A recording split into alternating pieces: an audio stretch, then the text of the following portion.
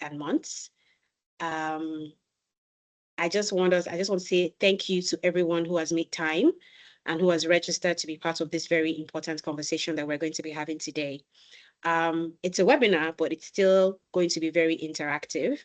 I would encourage everyone to drop comments if they have anything that really speaks to them, or ask questions in the comment sections as possible. So we have a full itinerary this morning. Over the next 3 hours, we're going to be having some very esteemed and important speakers in the public relations field across Africa.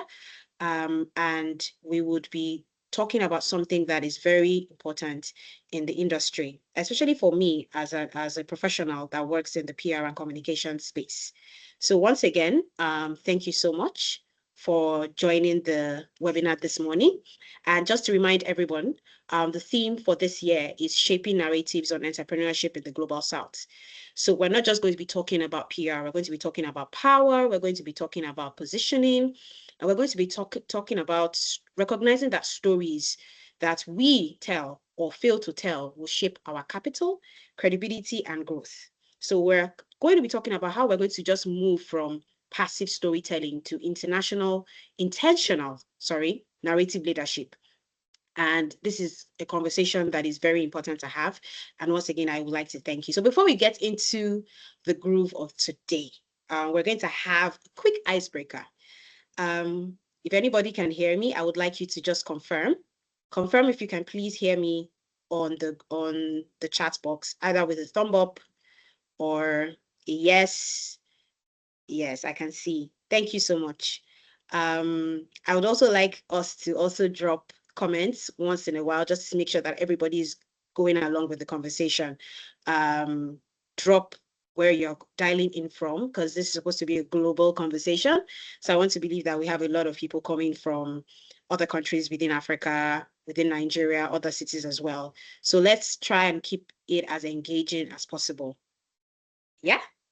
Okay, so the icebreaker before we dive in, when you think about entrepreneurship in the Global South, what comes to mind?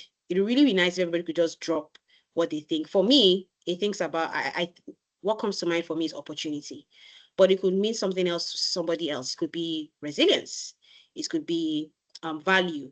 So what do we think when we think about entrepreneurship in the Global South? What's that one word that comes to mind when we think about it? Anyone?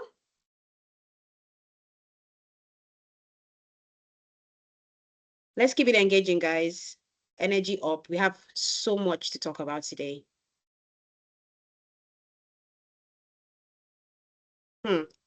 Okay.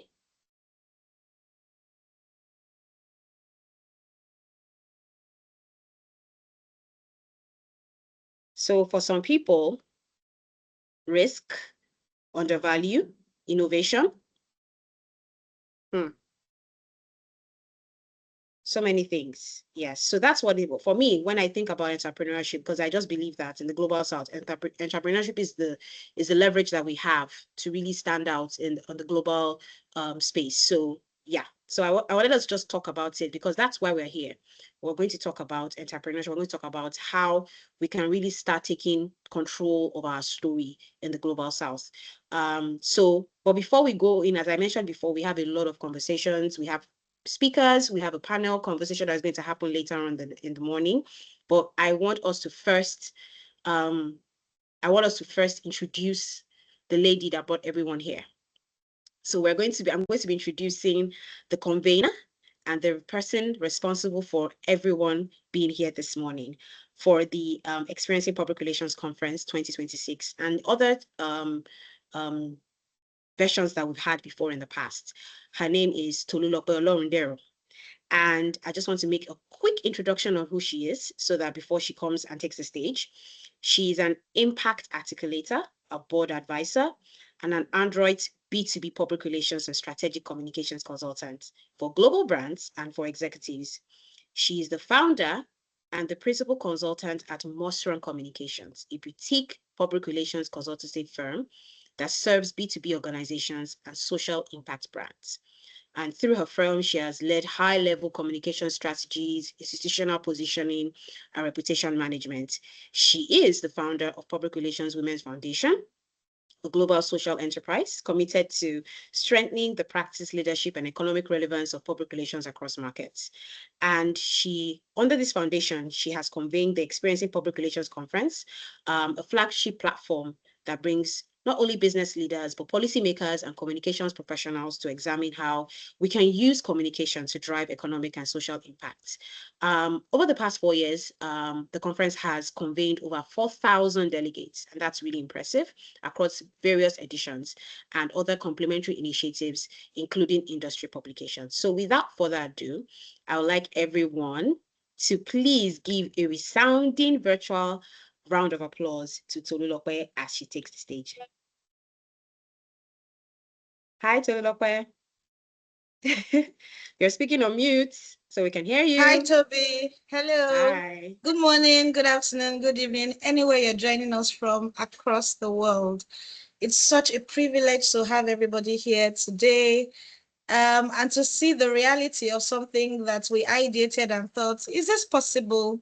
Let's try it out. And I'm really excited this morning to have you join us today. As she said, my name is Tolulope. Simply, I'm a public relations professional, and I'm really passionate about public relations. And that's one of the reasons we convened the Experiencing Public Relations Summit. I have a quick assignment this morning to tell you about, well, this morning or afternoon or evening, to tell you about how the Experiencing Public Relations Summit has expanded over the years. Here is something interesting for you to know.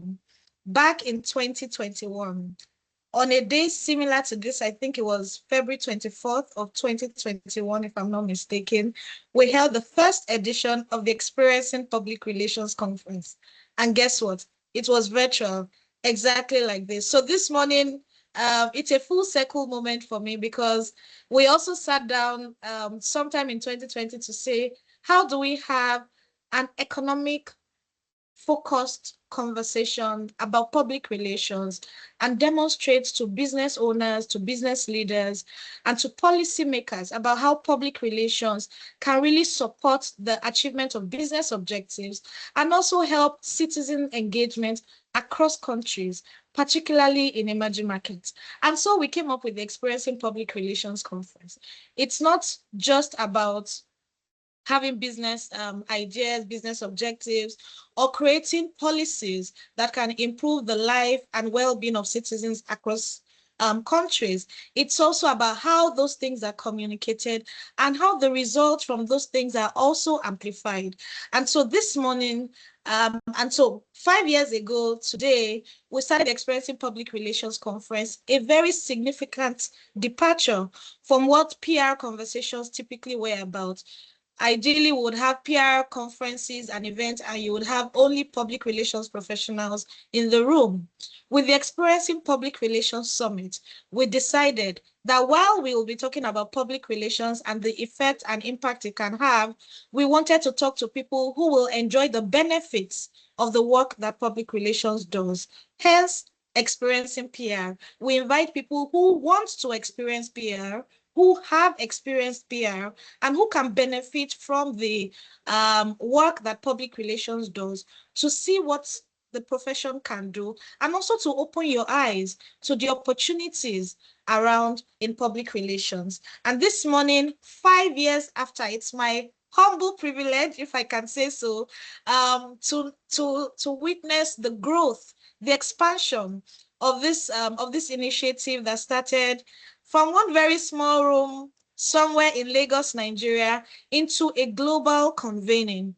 As we launch into 2026, it's our 5th year anniversary. And one of the things we decided to do was to tell ourselves, this is no longer a conversation about Lagos, because we typically hold our in-person convening in Lagos, Nigeria. But we said it's no longer about Nigeria, it's no longer about Lagos.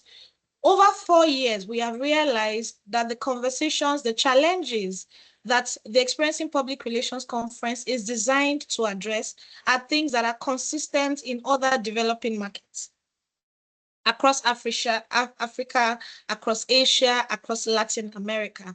And so to celebrate our 5th year anniversary, we decided, how about we look out for collaborators across emerging markets and jointly host a webinar, a series of webinars, first to celebrate 5 years of experience in PR, but also to demonstrate that one, collaboration is one of the most important things that emerging markets and countries must embrace to grow. Secondly, to demonstrate again our global expansion for the Experiencing Public Relations Summit. So if you attended the Experiencing Public Relations Summit in 2025, you'll see that we had, oh my, somebody says they can't hear anything. I hope you can hear me. Can you please do an emoji very quickly if you can hear me, just to I make can sure hear that you. I you can can. hear Thank you you. so much. All right. Done. I hope everybody can. If you cannot hear me, could you please check your connection? I hope everybody can. All right. So I was saying that if you attended the in-person convening of the conference in 2025, you will notice there was the biggest that we had up until that point. I mean, we had the Minister of Industry, Trade and Investment who joined us at our keynote last year. And one of the challenges we present to ourselves is to say, how can we make expressing PR bigger and better at each edition? Well, this year, while we're not convening in person, we have absolutely done something much bigger and better than we've done since we started.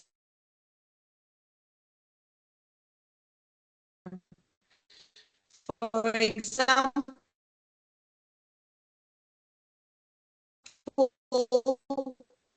for expressing public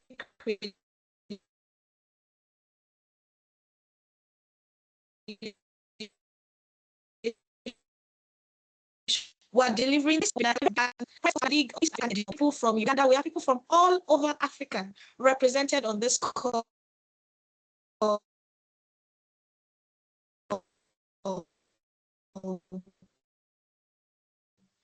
What earlier this week to say, life is so interesting. I had personally wanted to reach out to her and just study her myself last year as my plans for 2026. And so when we were designing who speakers for the first edition of this webinar, when we were putting together the list of names,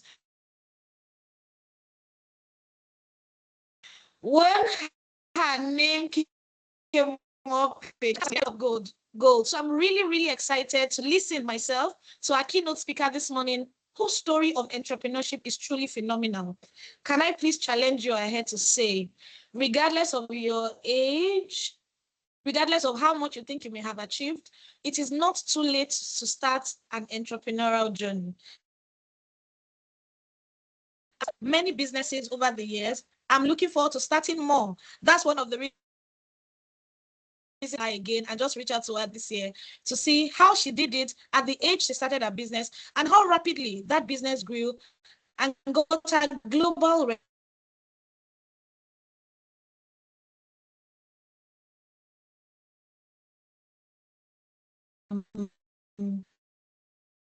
26. Oh,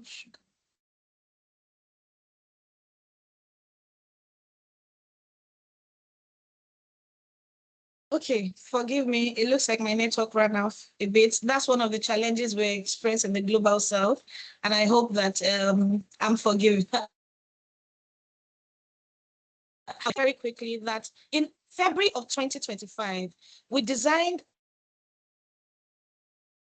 an experiencing PR summit will focus on in 2026, because if following the global conversation, you said aid and grants and funding to emerging markets, not just Africa, had reduced over time, particularly because of what was happening in North America.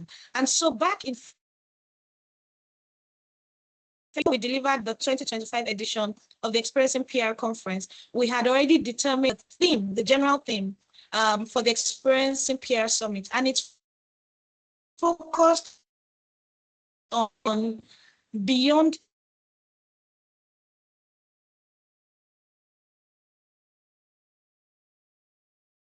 aid, amplifying success stories from.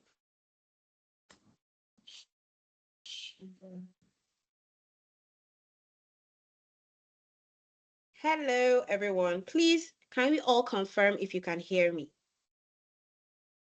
I think Tolu is having some network issues, which is the reality of all of us who are in the global south. This is one of the challenges that we have to experience on a day-to-day, but that doesn't stop us, does it? We're a resilient bunch and we're very determined. Hi, Tolu, are you back? Yes, I am. I'm so sorry. I had to switch networks. Absolutely, I understand. We all understand. Okay. Thank you. I have 2 minutes more and I'm going to stick to time.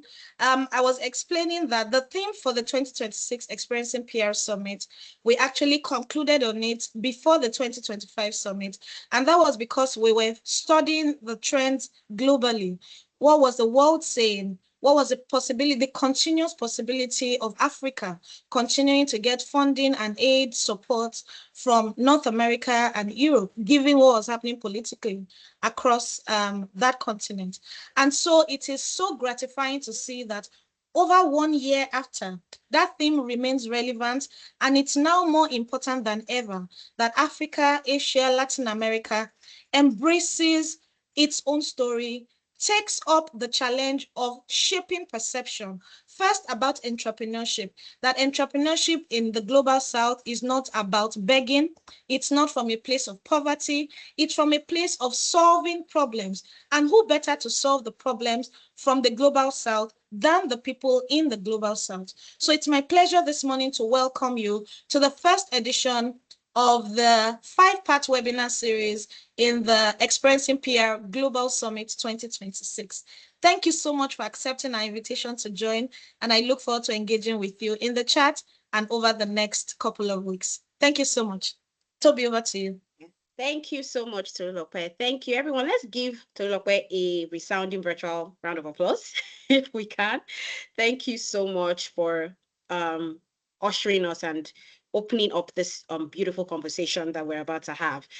For me, 3 things stood out for me. The fact that we are taking ownership of our storytelling, not from a place of lack, but from a place of strength. And that's what makes us different. And that's what makes the Global South so resilient. So that's something that stood out for me. And I really appreciate the fact that you actually drilled down on that. So we're going to the next item on our agenda, which is going to be our partner spotlight.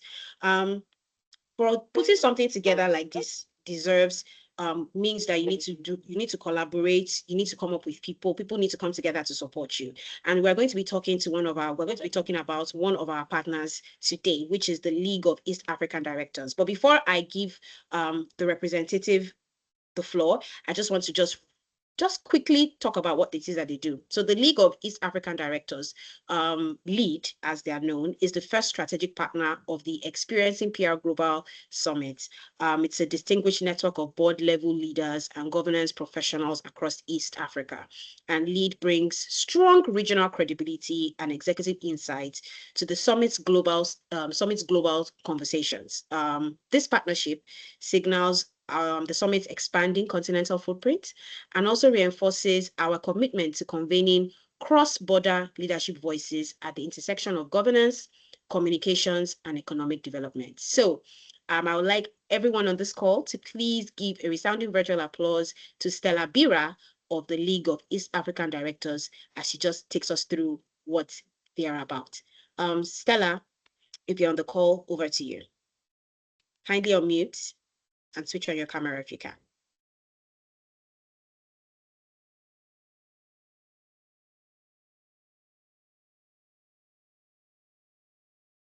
Hi, Stella. Hello, everyone. Sorry, I was waiting to get unmuted. No problem. That's fine. I hope you can see me. Let me switch off my camera. Okay. Can everyone see Stella?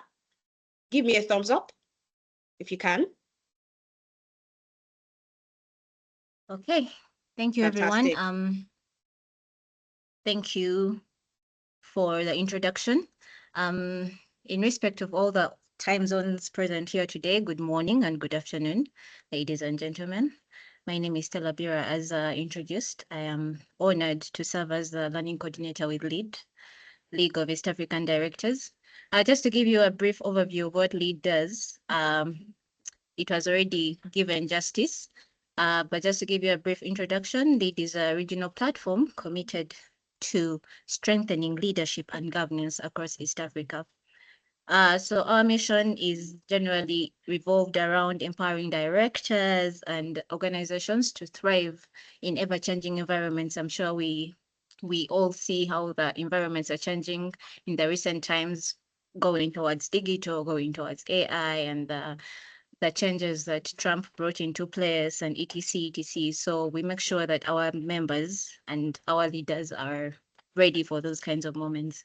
So as LEAD, we have individual members and corporate members, and they all get benefits like learning opportunities at very discounted prices. They get discounted board governance. Everything revolved around board governance. It can be board evaluations, it can be board recruitment, and etc. So we would really be excited if we would get more members from this space. But we would like to also emphasize that the partnership that we have with the PR women is very valued also by us, and we look forward to many of these strategic engagements with you. Thank you very much.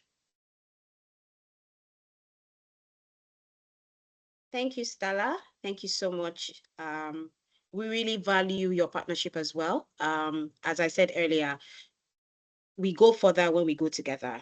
Strategic partnerships, collaboration is very imperative if we do want to take charge of our storytelling and our narratives. So I want to go on to the next agenda, item on our agenda this morning. But before we do that, I want to just give some kind of context for the conversations that we're going to be having. I'm going to, in a short while, I'm going to introduce our keynote speaker. Really excited to hear from her. So, when people hear narrative, or say, oh, we're shaping a narrative, or we're talking and we're trying to drive a narrative, it's not just only about communication. It is actually economic infrastructure, because the stories that we tell as entrepreneurs can shape investor confidence, policy attention, media visibility, and even capital inflows. And for a very long time, we have not been the ones in charge of how our story has been told. And perception influences valuation. Visibility will also influence the opportunity that we get as entrepreneurs in the global south. And credibility over a period of time would influence our growth. So we need to shape our entrepreneurial narrative, and we need to start doing it now before people continue shaping it for us. Today's conversation is about recognizing storytelling as a strategic economic lever. It's no longer about support, it's strategic. It is not a soft skill. So what we're going to try to achieve today is reframe narrative as a growth lever, identify the gaps that are possibly happening right now and see how we can rectify it, and begin to define actionable strategies and tactics that we need to deploy to make sure that this changes. So without further ado, I would like to introduce our keynote speaker for this morning, Ayodeji Megbope. I hope to God that I actually pronounced that properly. But let me just give you a brief rundown and a profile, very impressive profile, if I do say so myself. Ayodeji is a renowned entrepreneur. She's a mentor and a global voice for women's empowerment. From selling moi moi on the streets of Lagos to speaking on global platforms, including the White House, her journey continues to inspire women everywhere. She's also the founder and the CEO of No Leftovers Nigeria Limited, a thriving catering enterprise she started with just 1,000 naira. She's a graduate of the Enterprise for Development Center, EDC, Lagos and Manchester Business School. She's also an ambassador for the Goldman Sachs 10,000 Women Initiative. She's also the visionary behind Ayodeji Megbope Inspires, AMI Wellness Center, where she creates safe spaces for women to experience healing, rediscover purpose, and gain tools to transform their families. She has spoken on so many prestigious platforms, and that's why we're so happy that she honored our invitation, some of which include the Clinton Global Initiative, World Economic Forum, and United States of Women Summit. She has shared stages with global leaders. and she has been representing our country, Nigeria, at international women leadership forums all over the world. She is also the convener of What Next conference, founder of the Grace Ladies Business Fellowship, president of ABWCI Nigeria. She's a published author, a founding trustee of Mercy Jest Foundation. She speaks with grace, authenticity, and conviction drawn from her marriage, her motherhood, her ministry, and business journey. Her message is very simple, yet very, very powerful. Small beginnings are not your limitation. It is your divine starting point. So I ask everyone on this call to give a resounding virtual applause to our keynote speaker for today, Ayodeji. Please, the floor over to you. It's over to you now. Is she on the call? Yes, I'm here. Thank you so much. Hi, Good morning. How are you did a great doing? job, and you did well pronouncing my name. Yes, I hope I did. You did well. Thank you so much. And a warm welcome to every one of us here. So grateful to be here. Thank you so much, Toby, for having me. I celebrate you. Thank you. I'm so proud of you. The audacity to do this, and having done this for this is your 5th anniversary. I celebrate you greatly, and I know that you are still going to do great things. So let's start from the very beginning. I love the topic, talking about shaping narrative on entrepreneurs in the global South. And honestly, I see myself sitting, at an intersection of the very, very informal economy and, the institution and institutional leadership. My journey of 18 years of running No Leftovers has really been one that has really inspired me myself. A lot of people tell me that they find my story inspiring. I am also very, very inspired by how I've been able to navigate the different seasons and the different terrains of running this business. The truth of the matter is that many entrepreneurs in the global South are underperforming because they are not underperforming, it's that they are underpositioned. And I realized that early, and I decided that I was going to shape my narrative differently. And I decided to shape my narrative in 3 different ways. I wouldn't tell you that was a decision from inception, but the truth of the matter was that I knew from the start that I needed to survive. So there's that survival narrative. Then there is the competent narrative, where I had to start building systems, where I had to start building structures consistently. I had to build teams. I had to make sure that there were standards in place. And then the final one that I am in now is the institutional narrative, where I know that I've become a voice. I'm in governance, is in place, global relevance is in place, and I have to continue to pay it forward. So how do we tell our stories? We find out that we are expected to operate and to function in a very, very global manner, but we are not equal in terms of systems and structures in our different terrains. Africa is so undernourished when it comes to systems. But you find out that we still continue to thrive.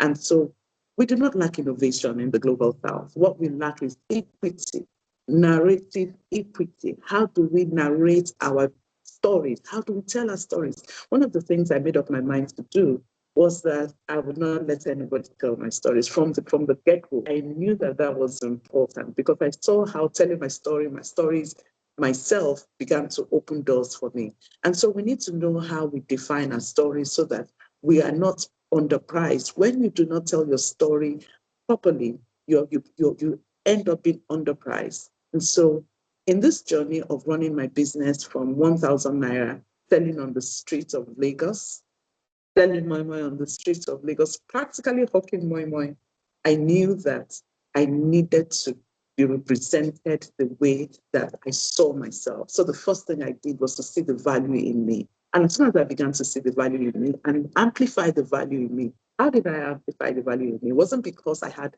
a lot of investment in terms of funding at that time.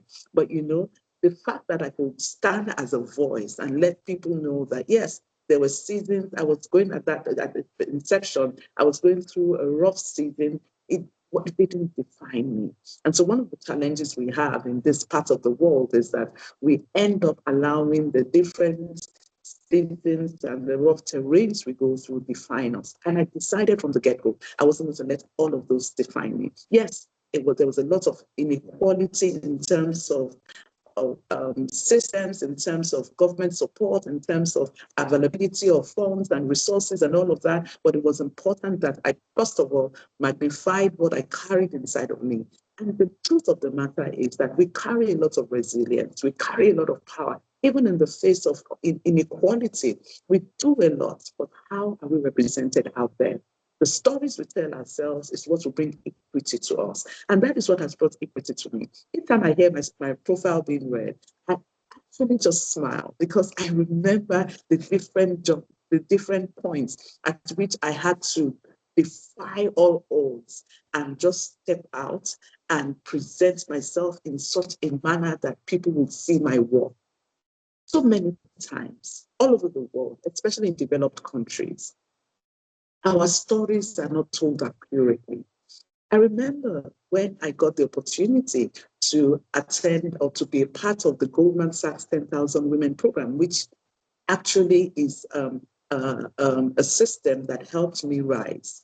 Before I jump into that, let me just tell you some parts of my story as I started. So I started by selling moi moi, and it was with 1,000 naira that my husband. And I'm celebrating my husband. I never tell my story without talking about my husband. My husband of 33 years, yeah. My husband gave me that 1,000 naira. It was a really dark time in our family. But I received that 1,000 naira with so much pain. I wouldn't say joy. I received it with pain. But at that point, I realized that what I did with that 1,000 naira mattered. Prior to that, I had worked in a school. I was a secretary. I had worked for 20 years. And I stopped work because of the self-same reason. I felt undervalued. I felt misrepresented. I felt that all the things I had gone through in life were defining me. But deep inside of me, I knew that there was more. And how I was going to bring out that more was a struggle.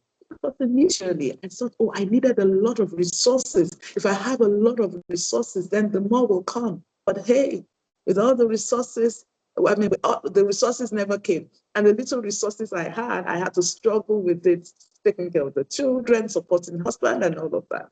And so I just left. I resigned from work, and I wanted more that I could not lay my fingers on. And then I found myself, with that 1,000 naira my husband gave me, going to the market and buying more and more for the family to eat. But that day was different because I chose to own the narrative of my life. That day was different.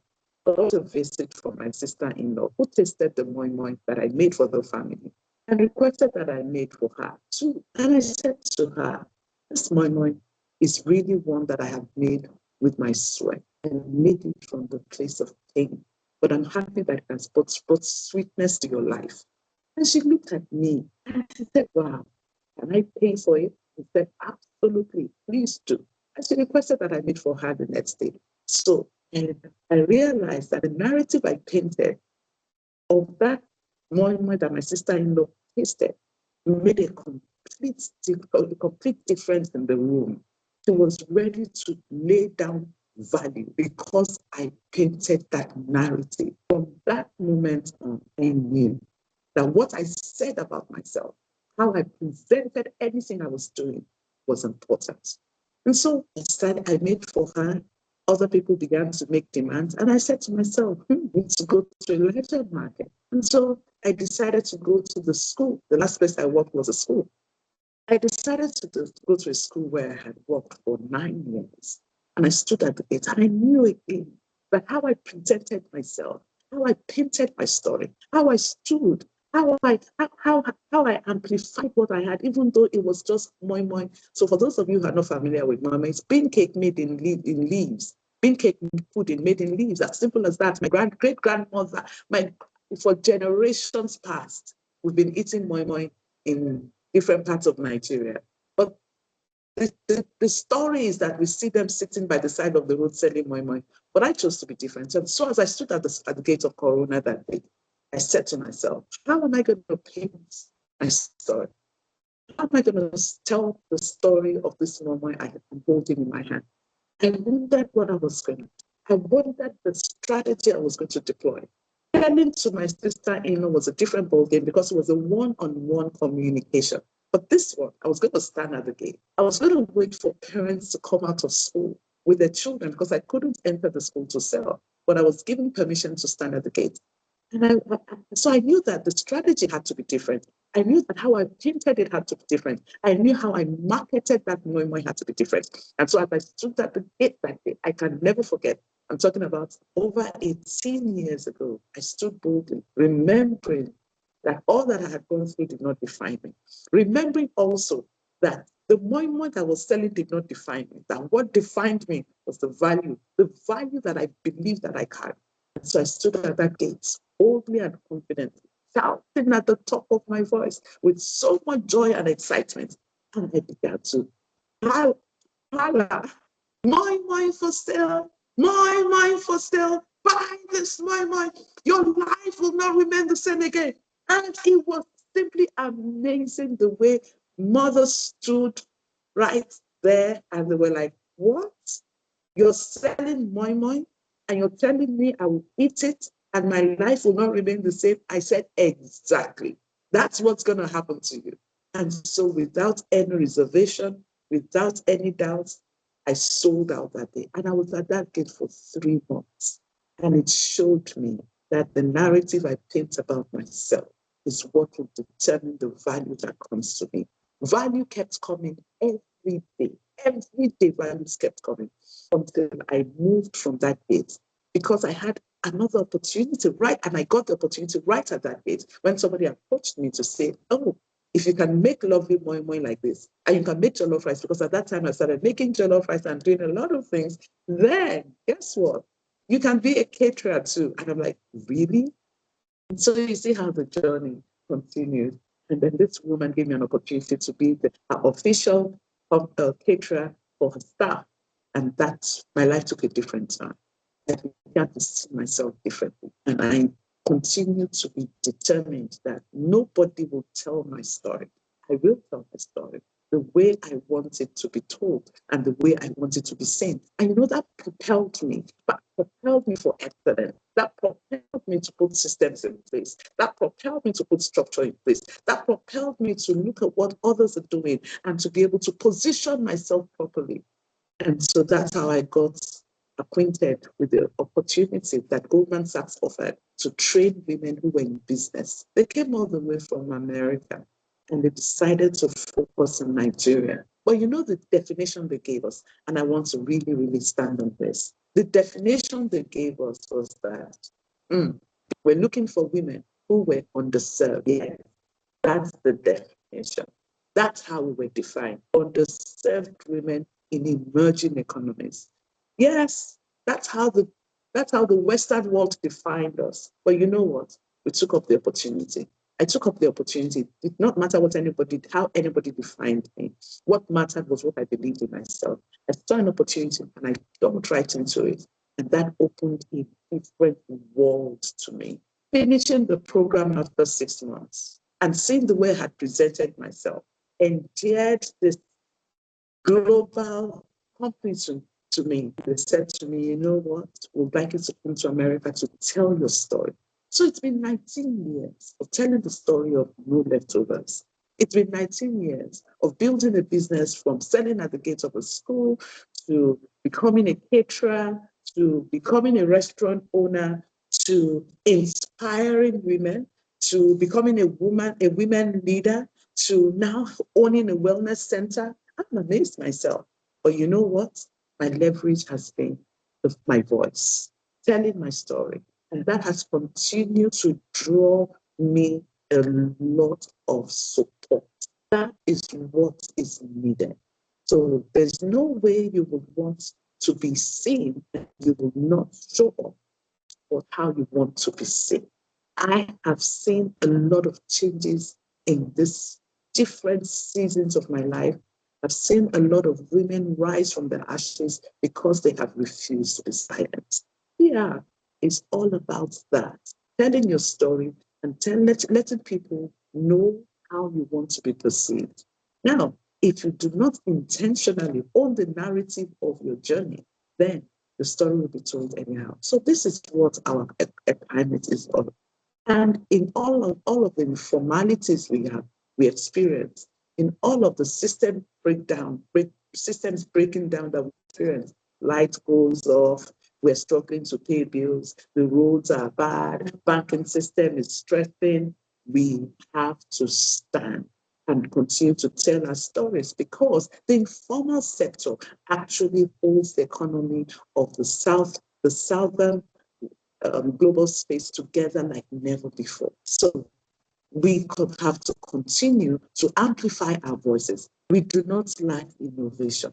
Remember, what we lack is that narrative equity. How do we want to tell our stories? Unless it doesn't end, it doesn't end at telling our stories.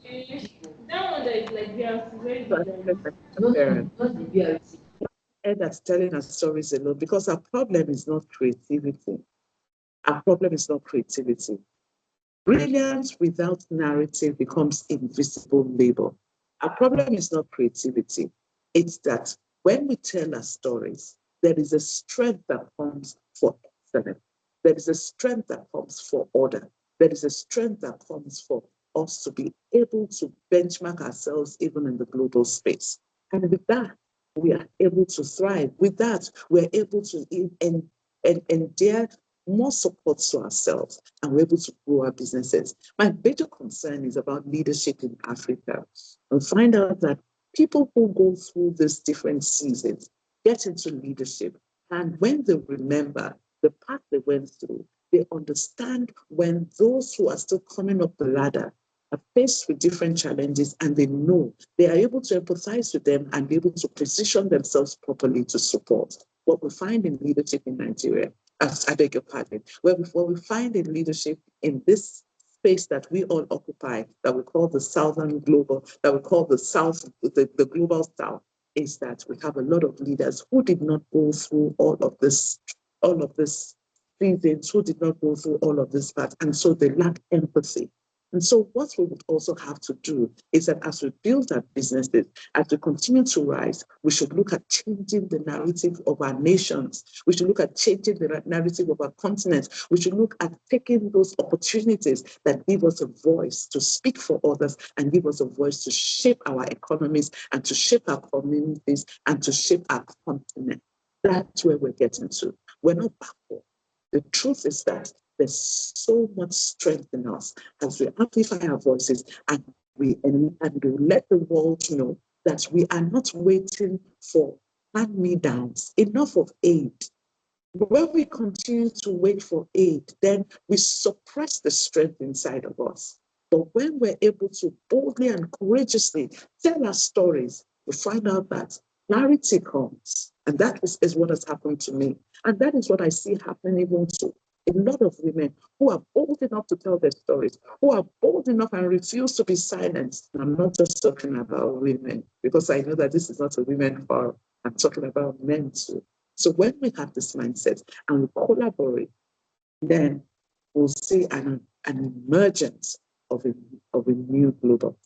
And then we take over. So it's time. All hands have to be on deck. And those of us here, PR in the PR space, we are the ones that will give that platform to those who are rising to be able to tell their stories. But we are reminding ourselves too that we're not going to wait for a platform to tell our stories. We already have, wherever we are is our platform. And the more we take advantage of the different platforms we have, regardless of how small, the bigger platforms will come. So thank you so much for the honor of being here. I know it's going to be a great one, the 5th edition. I once again celebrate you, Tolu. Well done. I'm so proud of you. And a little bit told me that it's your 40th birthday. And I said to you, happy birthday, Tolu. Rise and shine. Your light is come. God bless you. Thank you so much for having me. Thank you so much. Thank you, Ayodeji. Thank you so much for sharing such an inspiring. Everybody should please virtual hands of applause. I want to be saying virtual hands doing this. Thank you so much. Your story is so inspiring. There's so many things that I also noted down. I always note down when I attend events like this. There's something that just kept on popping into my head. I don't know whether they taught us in university or maybe something. I think they said perception is reality. And how is perception created over a period of time? It's through storytelling. And if you do not take control of how your story is being told by other people, they will tell your story for you. And that perception now becomes your reality, and you are always perceived that way. And that's something that you took charge of and said, you know what? My current situation is not what I am. That is not the value I bring to the table. I will take advantage of this opportunity and I will run with it. And that's something I implore everyone to do here today.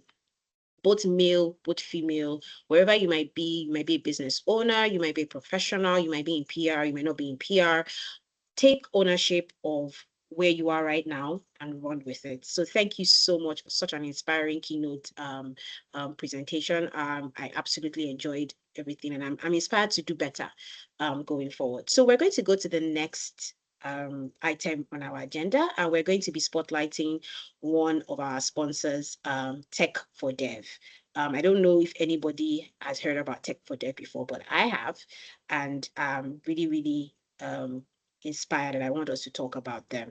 But before we do that, let me just quickly read about Tech for Dev before I now introduce their representative who give us even more insight into what they do. So Tech for Dev is a social enterprise focused on bridging the digital skills gap across Africa by equipping young people and women with technology training, career support, and access to global opportunities.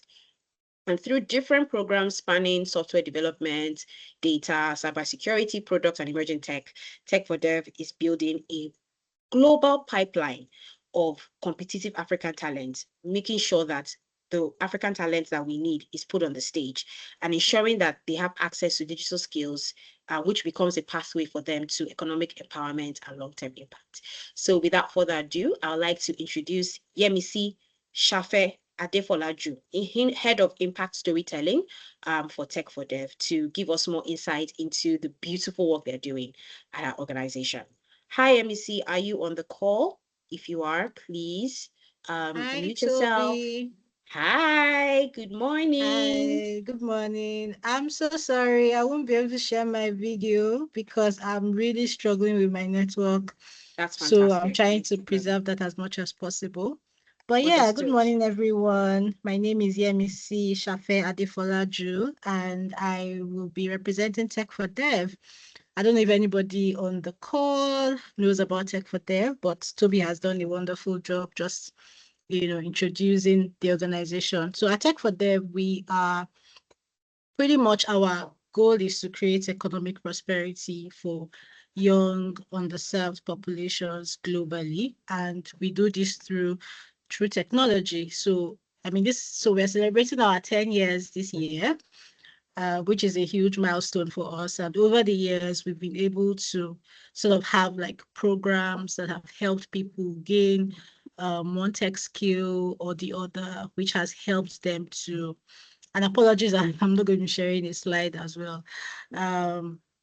Which has helped them to, get jobs, start businesses. And so our core as an organization is that we want everybody to be able to provide for themselves, provide for their families. That's what economic prosperity means for us, essentially. And like I mentioned, we do this through our technology programs. So we have different programs, from advocacy programs where we go into the grassroots and we talk to young girls about STEM, just, busting the myth about how STEM is for boys or STEM is hard, tech, I can't do tech because I'm a girl and things like that. And we have stories for days, going into schools and talking to these young girls, and they're like, oh, my mom said that I cannot do tech or something, and then maybe an uncle or somebody, you realize that these things that we think are myths are actually true.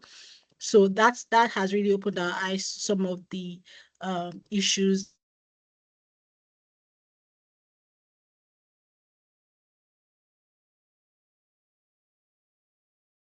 Hello, everyone. Can you hear me?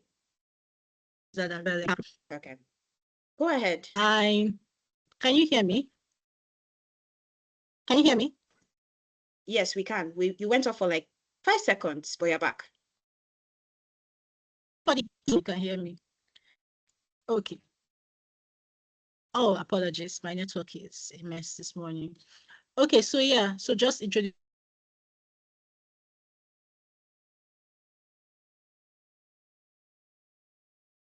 And say, if anybody knows about Women Texas program, we have, which is purely for women, basically for women. And then we have the Developers Foundry, we have the TAFO Challenge. So we have like a lot of programs that address different skill levels. So for intermediate level programs, you learn things like product design, product management. So people who want to pivot into building a tech skill. And for this year, we sort of like have, we all know that artificial intelligence is sort of like taking over the work landscape. Roles are changing, and we're also trying to evolve with that as well. And then we're integrating the AI into most of all our learning tracks that we usually would deliver. So from your product design, what AI tools do you need to use, data analysis, and things like that.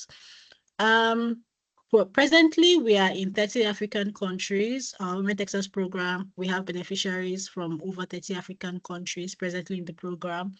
So yeah, I mean, if you would like to know more about Tech for Dev, my colleague will put our social media handles in the chat so that you can just check us out, connect with us. Thank you so much, Toby. I'll just hand over to you.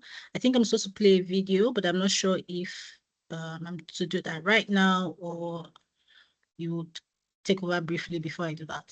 Thank you so much.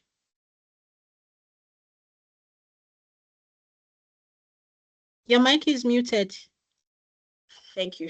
Yeah, Thank no you. problem. I was asking, I was like, your internet, would you be able to share the video? Do you think you want to risk it? Yes, I should be able to.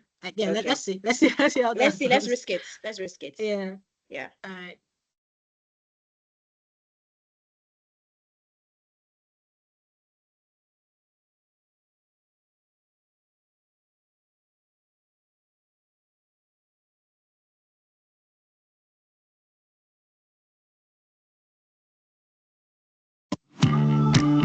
Our distinguished speakers and delegates joining us here in Lagos and virtually from across the world. Again, welcome to Experiencing PR Conference 2025.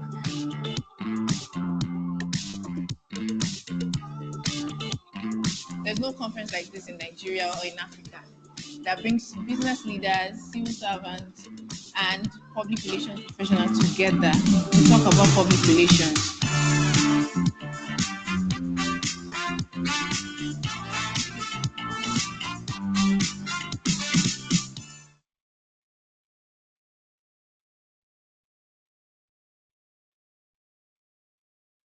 So I guess, thank you so much, MAC, for sharing that video.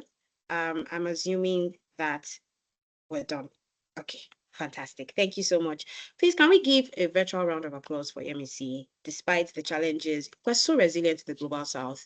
Network can try us, power can try us, but we'll always get things done any way we can. Thank you so much for that short and quick intro into what it is that you're doing at Tech for Dev. And I must say that you guys are doing awesome work. So the link will be shared to the social media handles and any other information that people need to check out what you guys are doing. Please share it on the chat as well. Also, we're going to another item on the agenda. And this is the one that I've been looking forward to. Very interesting. It's our panel conversation. And so if you haven't grabbed your coffee or your snacks yet, I would suggest that you do get your pen, get your paper. We're going to get a lot of insights from this conversation. But before we go in, I would like to introduce what we're going to be talking about. So our panel is going to be on shaping narrative and deconstructing stereotypes on entrepreneurship in the Global South. And I have the absolute pleasure to introduce our moderator, our host for this. And his name is Paul Muriungi. I hope once again that I did justice to that name. And he is the MD and Head of Strategy at COG EA Limited. Let me just read his bio briefly, and then he will do the honors to introduce the other speakers who will be on the panel with him. He has 17 years of agency and corporate marketing communications experience in Kenya, Rwanda, and Uganda. And Paul is one of East Africa's vastly experienced communication specialists. He's currently the CEO, as I mentioned, and head of strategy at COG EA Limited, a PR, digital, creative, and advertising consultancy agency. He is the former vice president from 2003 to 2025 of the Public Relations Association of Uganda, PRAU, and serves on the boards of Strong Minds Uganda and the American Chamber of Commerce. He is also a committee member of the Public Relations Society of Kenya and the Financial Technology Service Providers Association. So without further ado, hi, Paul. Please put on your camera and unmute your mic if you're here, and I'll hand over the mic to you. Thank you so much, Toby. If you can kindly confirm that you can hear me loud and clear. I can hear you loud and clear. Your camera is still coming up. Can every other person please confirm they can hear Paul? Just an emoji, thumbs up, clap, anything, so he knows he's fully audible to the entire house. Yes, everyone can hear you. Over to you, Paul. All right. I hope I can also be seen. The camera has been on. So yeah, good afternoon, everyone. Yes, it's coming up. All right. Thank you very much. Good afternoon, everyone, from wherever you're listening and receiving us this afternoon or morning, depending on where you are. Since I do know that it's a very, very diverse audience that's listening to us, allow me to greet everyone, at least. For those from East Africa, Jambo, Habari, Mulimutia, from my brothers and sisters from Uganda, from those from down south, Sawabona, from those from the Northern Africa region, Salam, and I do hope that your fast is on going very well. From those from Nigeria, this one is going to be difficult, but I'm going to try it. Leo. And Toby, you can let me know if I did that very well or not. I'll give you a thumbs up. You tried. And for those from the West African region, Sanu, and that is a greeting in Hausa. And for everyone else who did not hear theirs, kindly do educate us and just, in the chat box, just write down how you say hello from wherever it is that you're listening to us.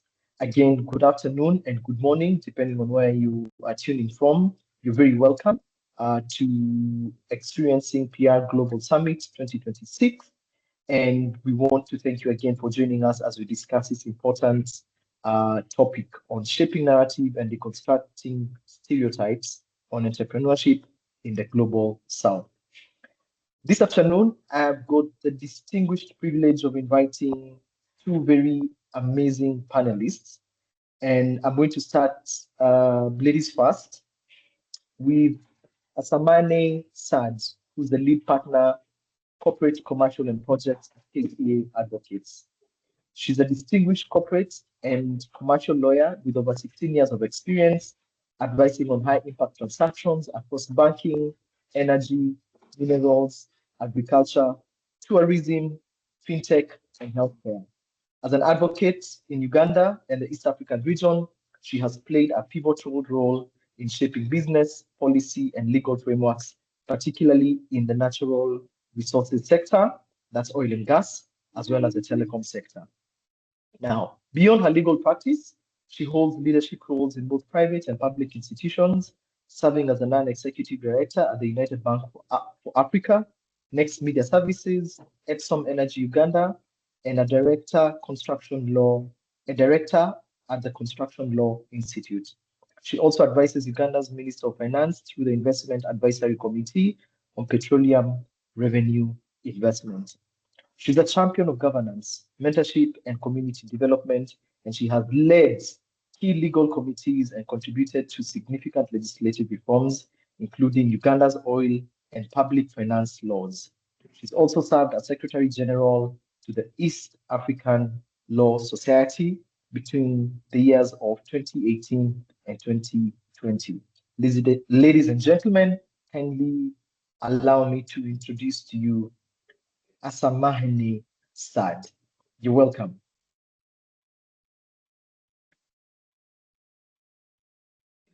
Our second thank you, panelist. Paul. Thank you, Paul. Thank you. It's Asmahaney. Asmahaney. Thank you. I was struggling with that. Yes, thank you. All right. Our second panelist is Babtunde Olarewaju. Again, I hope I've done justice. He's the CEO of FutuX Agri-Consult Limited.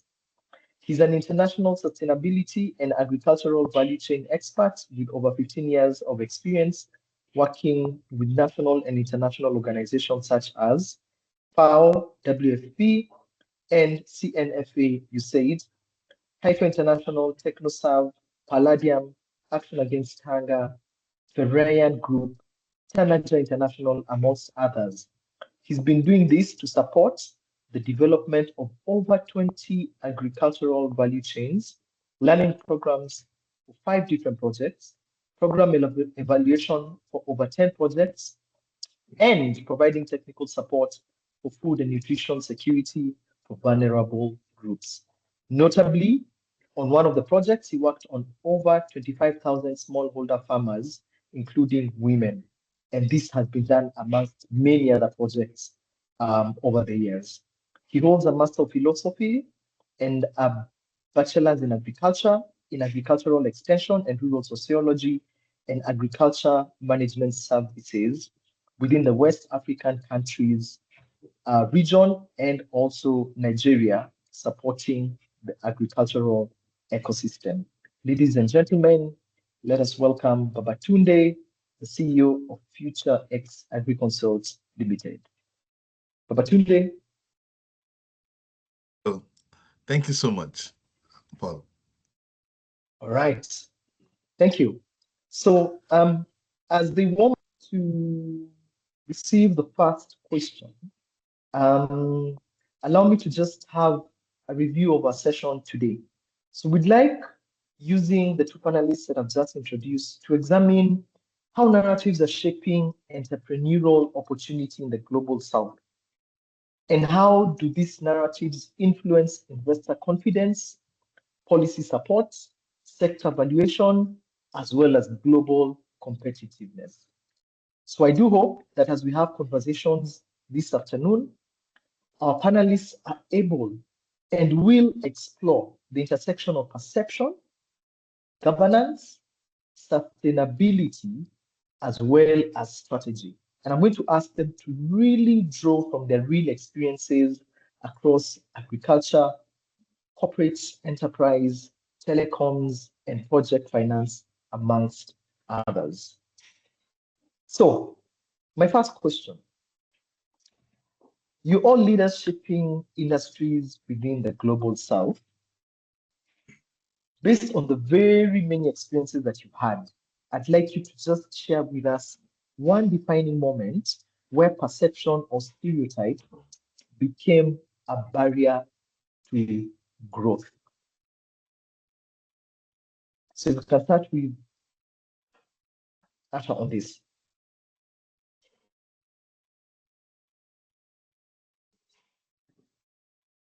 Paul, did you say you can start with me?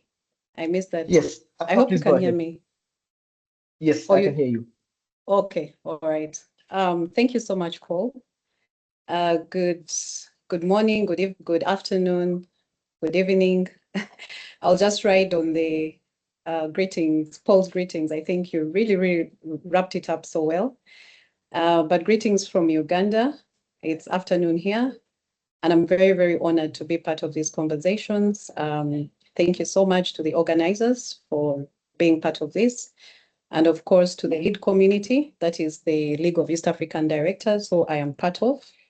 And that is how I get to be part of this platform and this space. That is a very interesting question. And I think, without saying, for me as a woman, I think that is the greatest bias and perception that we face. looking at our background, I'll just use my own experience as a woman in business. As I speak today in 2026, I can honestly say the narrative is changing, which is a good thing, especially us here in the Global South.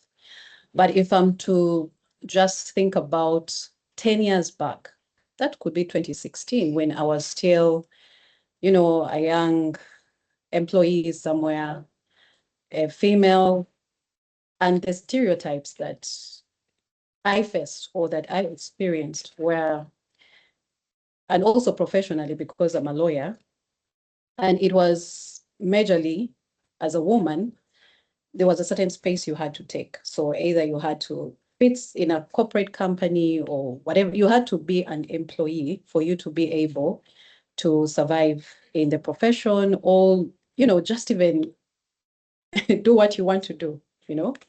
That was the narrative I experienced. When it came to business, it was not really heard of successful female-run businesses. And I'm talking about the context of Uganda. So let me just speak from my own context. I remember growing up, you know, most of the businesses you'd see that are homegrown, Ugandan homegrown, and I can name drop a few for the Ugandans who are here, you know, in products, commodities, whether it was manufacturing, these were all male-led businesses.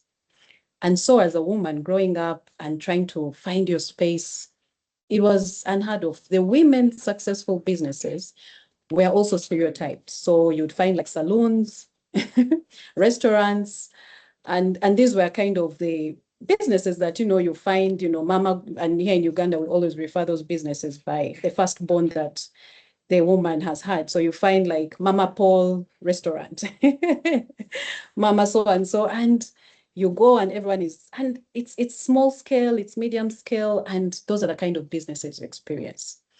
And so changing that narrative it really took a lot of initiative, not just from personal initiative, but also the contribution of the environment around us.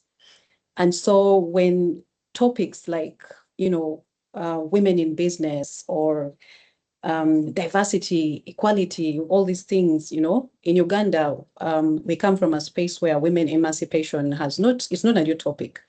I grew up knowing that as a woman, there's a certain way I have to be emancipated from, I don't know how, but there was a need for me to be emancipated from society or whatever it was. So it was such an alive topic. So you knew that, you know, going to the university, we had points, extra points that we were given as women to be able to qualify to do certain, to study certain professional degrees, because if you didn't get them, you wouldn't qualify. For example, law or whatever, there was 1.5 points added to you as a woman. So this is the context. Today, as I stand, we have very, very successful female-run businesses. I am in one of the top law firms in Uganda, and it is my business. I run other businesses, but it has not been easy getting here. And what the guest speaker shared, I could relate so much. It takes a lot, you know. But I think most importantly, like you said, one of the stereotypes that we face is the fact that, and it's still there. I mean, this is Africa. You know, I'm talking as a woman who perhaps has had the opportunity to go to school and all this. I'm a bit exposed. So I know there are certain steps I can take to really get to understand and harness opportunities around me. But we are the smallest percentage. So in terms of the narrative that we need to look at is, how do we then get to the majority space of the women? And there is an emerging trend that is rising up here. When I talk about Uganda, we have women that have learned the art of collaboration. And we're seeing this through things like circles. Circles are, you know, societal cooperatives where women come together and put money and collaborate and do different enterprises, you know, could be real estate, we're seeing a lot of this coming up. Financial deepening. How can women be able to come together, or how can a woman run a business singularly, but be able to access finance. Now, you find that by the virtue of the fact that you're a woman, financial institutions have now come to realize it's an advantage, because it's a given. Statistics show that women, and I'm not saying this, you know, to discard men. Paul, please, I'll allow you to take it on for all the men. We are more responsible when it comes to things like governance, when it comes to things like credibility, honesty, integrity. It is a fact.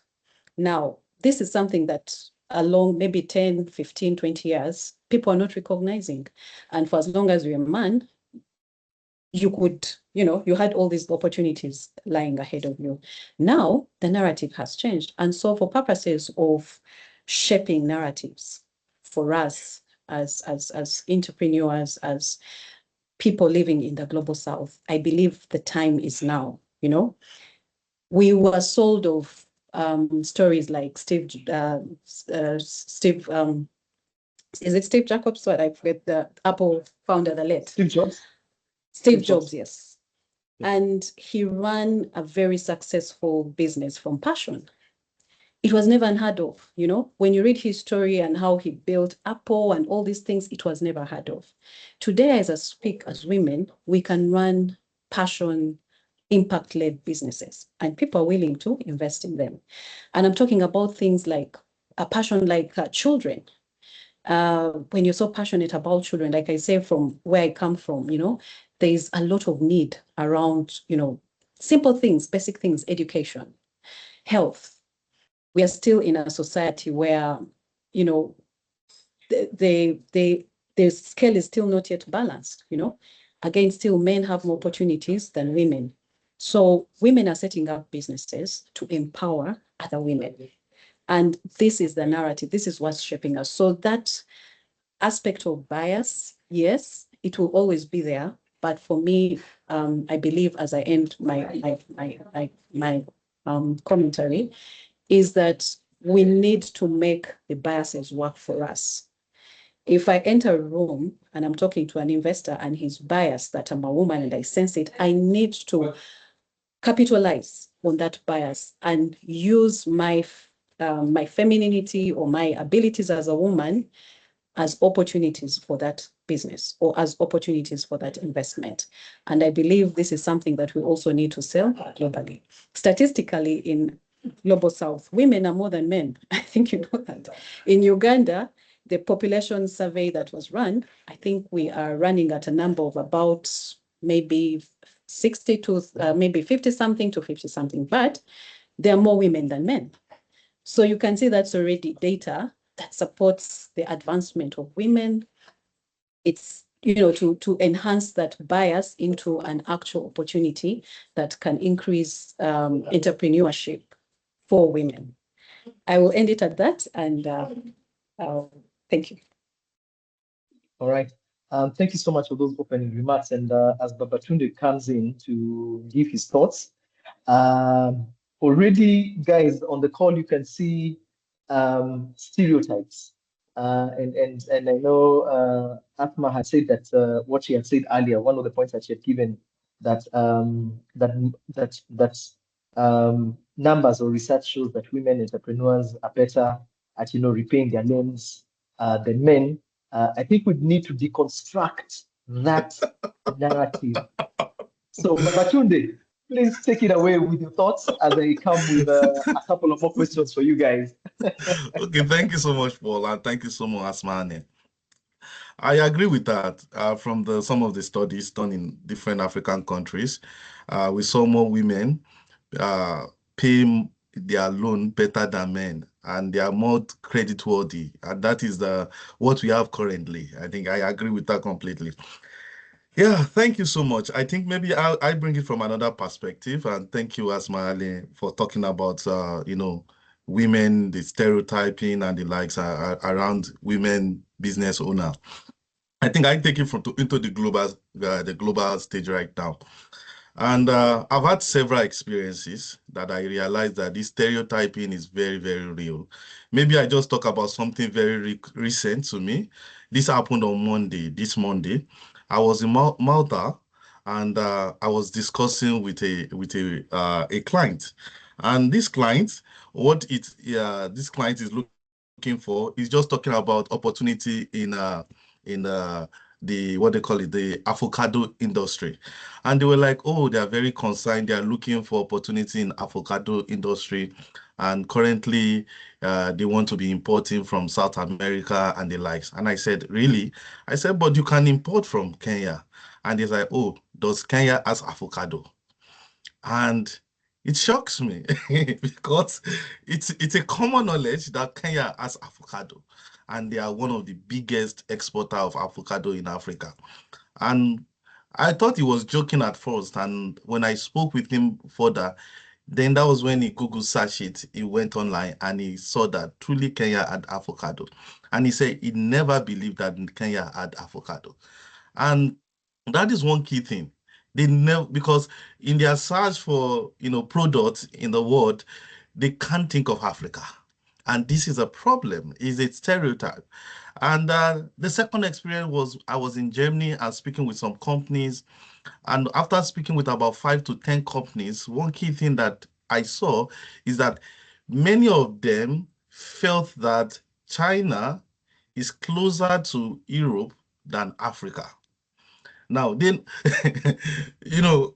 it's not, you look at the distance, but in the real thing, it means that a narrative has shaped that perception, where when they want to buy any product, the first thing that comes to their mind is, oh, I think we will get it in South America or we get it in Asia. And that is one of the biggest problem with stereotyping. And what brings stereotyping is the story. What story are we speaking? And that is one thing that has happened in the agricultural sector over the last decades, where the story has always been Africa is a land for charity only. The stories had always been that, oh, Africa is suffering. Africa is where you could bring aids, humanitarian aids to Africa. And because of that, when they think about social welfare project, they think about Africa. But when they think about the business case, they don't think about Africa. So this is one of the biggest problems, even in getting investment, mobilizing investment into some key areas or key sectors in Africa. And one of the key areas is agriculture. There has been a story. The story has always been that, oh, smallholder farmers are poor. Poor older farmers are those that are the ones that have hoes. They use hoes. They don't have the right knowledge. They don't have the right skills, and this is their problem. They are only subsistence farmers. They only produce for their family and small for sales. That has been the narrative. So because of this narrative, when they are looking at business, the global north are looking for business opportunity, they don't think of Africa. And this is where I see a need, and this is where our organization came to, like, we need to change this narrative. And that was what we started a few years ago. And one thing is that we are now changing the narrative to Africa is a place where we have farmers that are educated. We are having more young farmers now that are very educated. They have, some of them have gotten degree up to PhD. They have their farm, they're operating their farm, and they operate their farm not as a leisure or as a culture, but as a business. We have organization establishing different plantation estates and the likes. And we have farmers that now understand the importance of sustainability. And this is what we are promoting. And sometimes when we speak, I could remember the last time during a trade show called BioFac, when I was speaking with the potential buyers, and I mentioned that, oh, there are some, the particular, in Nigeria, we have some farmer groups that have, or exporters that have organic certification.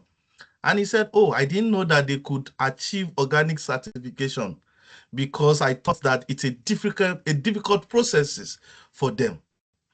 So, and this is the challenge. And you were like, oh, the only time he wants processing raw materials, I met another buyer said the only time he wants raw materials, he thinks about, oh, other African countries. But when he wants a processed product, he thinks about Egypt, Morocco.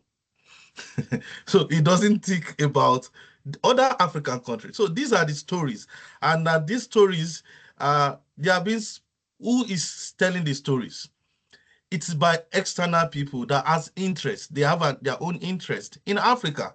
And their interest is they want to be funded by, they want this fund, some of these donor funds. And for them to, they need to shape the story that align to the interests of the donor fund.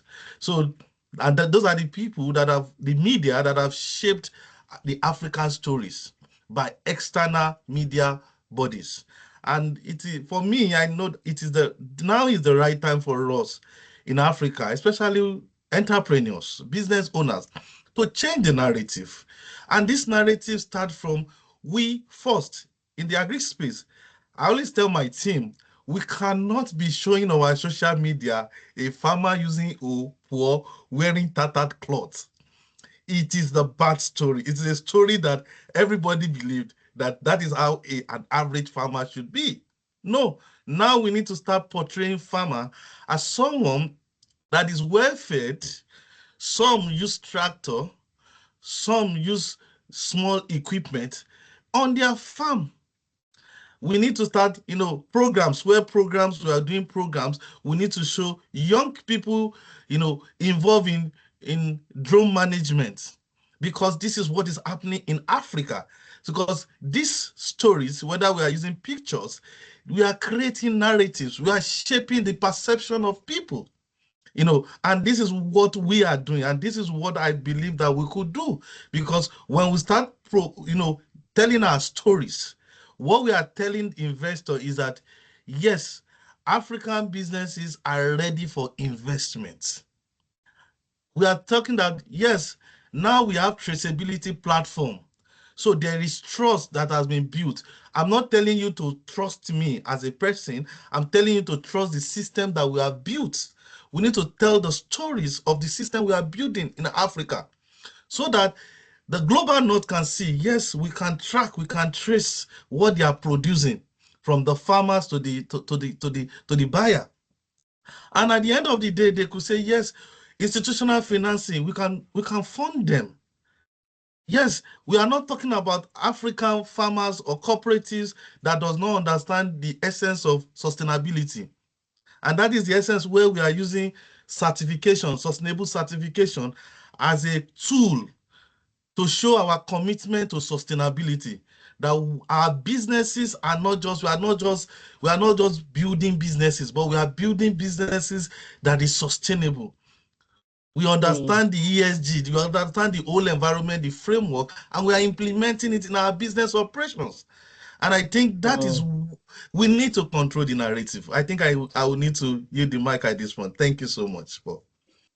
Thank you very much, Babtunde, for that. And there's something that you said, especially with regards to African farmers, being, or even the African stereotype, or the narrative stereotype, is more of social, and so getting social support and social help and getting less business. I think we've seen a couple of leaders, African leaders, say, we want to trade more. And we want more business. And also at the same time, it reminds me of what our keynote speaker said. And she said, we are not underperforming, but we are underpositioned, which basically is, quite a very, very strong point that you've, raised in terms of the correlation to what what our keynote speaker had said earlier. Now, I'll just go back to Asmahaney and just ask her, from experience in oil and gas, as well as also, in the telecom industry, and also, doing finance for different projects. How much of, quote unquote, how much of the risk or high risk market narrative is rooted in perception rather than actual legal reality? And as you answer this, you can just let us know, how, the regulatory forces can provide more clarity and governance to reshape investor confidence, especially in Africa, as we try and change, these stereotypical narratives that have been going on. Asmahaney? Yes, thank you, Paul. I think the African risk perspective is very, very real. And I would like to say, or start by saying, sometimes we don't help ourselves as people in the global south, and also it could be what the media wants to portray. For example, I'll just give Uganda as an example. We recently came out of a general election, let me say.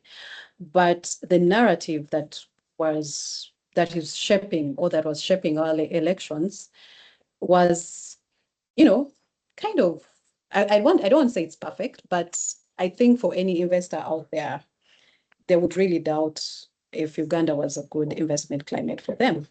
But here we are, business as usual.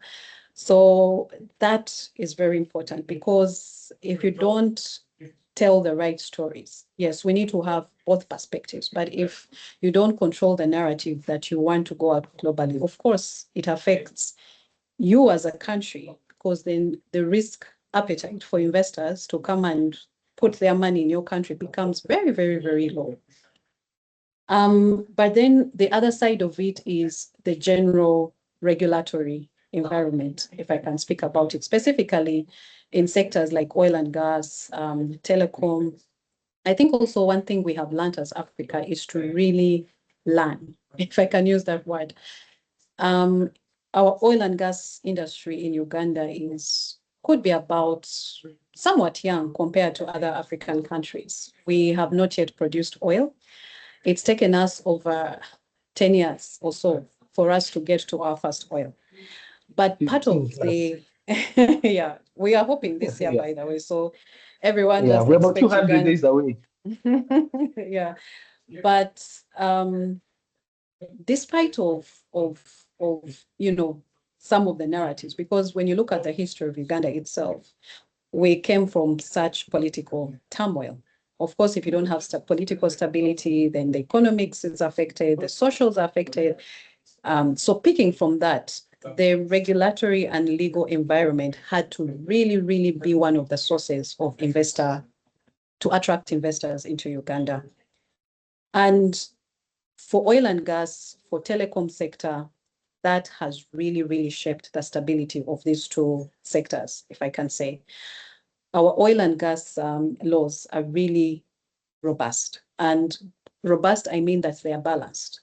They will take care of the investors' interest, but at the same time, they will take care of the country's interest. So things like royalties, things like land usage for, people who are going to be affected by these projects, environment, sustainability, a lot of studies are being done, how are we going to reduce the emissions that are going to come from some of these projects? That has really, really supported and shaped the kind of investor climate that we need to sell for a country like Uganda to be able to, firm up its interest in such sectors, which are very lucrative. And for any investor who wants to invest in such sectors, oil and gas, energy, telecom, we know that these are very high risk projects. It's a given. It doesn't matter which country you're going to be in. They are generally very high risk projects. And so at the back of the mind, we don't sell high risk because you're coming to Africa. You sell high risk because that's the nature of the project itself. But sometimes that narrative is also skewed, and this also affects some of the things that we would like to achieve. A country like Uganda, and I would like to also say most, or not, if not all African countries, we are endowed. We have the resources. We have everything that we need to sustain ourselves. But of course, given our histories, our, colonialism, that's also some narrative we forget these days. But some of the things that we still face came from the other side of the globe. And it's a conversation that sometimes we want to kind of navigate because we want this donor funding, we want these things, but everything has a history. Part of the endowments we have talk about minerals, talk about oil and gas, Nigeria, all these West African countries, talk about agriculture, talk about just the carbon, you know, this whole carbon sector that we're talking about. Everyone is now looking down south. I mean, they're looking back at the south, that you are going to be our kind of saviors because the developed countries they've run out, you know. But it seems like it's the right time for us to reposition ourselves. But what narrative are we selling? Again, many countries are now running back to Africa for things like carbon projects. Can you help us set up these carbon projects so we can be able to, you know, offset the credits and be able to run our airlines? We can be able to continue running our, you know, our industries the way we want to. So it means that there's a very big opportunity for Africa. Our emissions are not yet even at the minus to whatever they're saying. We are way below. But again, what stories are we selling? So this means that we have such vast opportunity, first of all, for financing.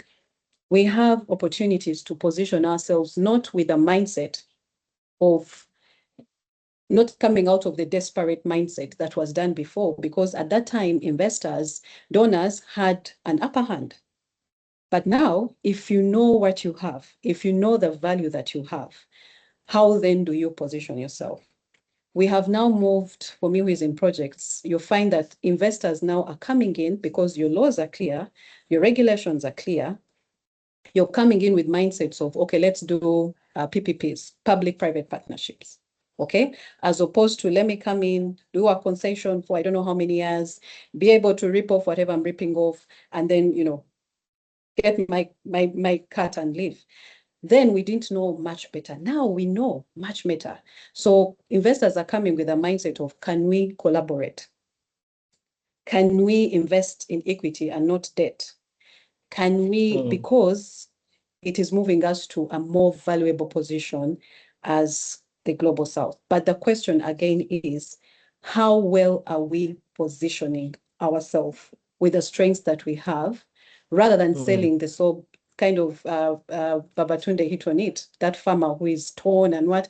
We have very, very big commercial agricultural projects going around, running high-end technology, irrigation, and where all these projects. So I believe that it is, again, how best or how well can we tell our stories to ensure that we are selling value. What value do we have, or what value do we bring to the table, rather than we are waiting for people to come and save us. Yeah. So over to you, Paul. Yes. I hear you on that. And 2 points which I'd like the audience to take note of is, you know, what you said in terms of what stories are we telling? And I think this question goes to everyone who's listening and the organizations that they represent. But at the same time, how do we position ourselves if you know what you have? All right. How do you position ourselves if you know what you have? So the first question is, do you know what you have? That's the first one. And the second one, how are you positioning yourself because of what you know that you have is an advantage to over others? And so we need to keep on telling those positive stories. Babtunde, let's shift a bit to gender mainstreaming and value chain strengthening, which you've had quite huge experience in. And you can maybe, you know, in under 2 minutes, just describe to us how inclusion as well as sustainability reshape the global perception of our African agricultural enterprises. And I know you're going to do justice because you gave us a very good, you know, opening remarks on this topic. So how can inclusion and sustainability reshape the global perception of our African agricultural enterprises? Over to you, Babtunde. Okay, thank you so much. Currently, I know that we are doing a lot of work in terms of inclusion, gender mainstreaming in Africa. I know that we including more women into, you know, policies, decision making, and the likes. I know that there is still more areas of improvement or areas of, you know, to improve on what we've achieved so far. But one key thing is, how do we tell these stories?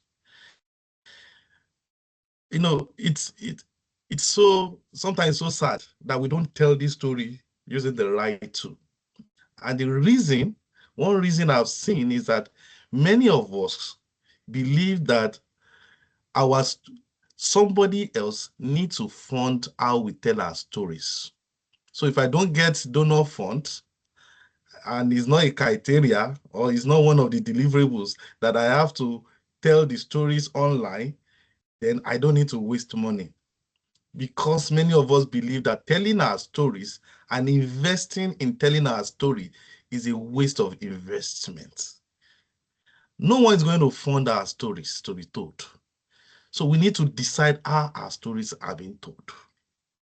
So for inclusion and sustainability, which I always see inclusion already included in sustainability, one key thing we are doing in the agri space in Africa, especially in West Africa and some other African countries I work, is that we are using sustainable certification to show our commitment to sustainability. For instance, if I tell a buyer in Europe, because Europe is one of my big markets, in Europe, that, oh, we want to sell our product, buyers will say, oh, I don't want conventional product. I want a certified product, a product that can be traced. Then I tell the buyer, oh, we have organic certification, EU organic certification. He says, wow, then I want to buy. Can we talk? What EU organic certification means to the buyer is that our farmers are produced in a way that is environmentally friendly. We've not destroyed our environment in the process of producing that product. So we